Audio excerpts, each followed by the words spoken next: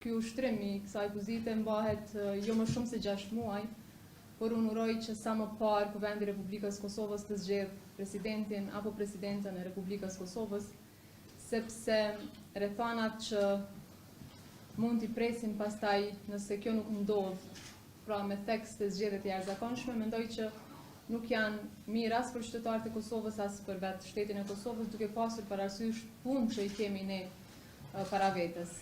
Me këtë rast, unë sërish I bëj thirrje grupeve parlamentare, deputetëve të Kuvendit të Republikës Kosovës, që sa më parë të ketë një zgjidhje për çështjen e presidentit. Le t'i lënë anash inatet, dallimet politike, le t'i vazhdojnë ato pasi që ta kryejnë këtë obligim kushtetues.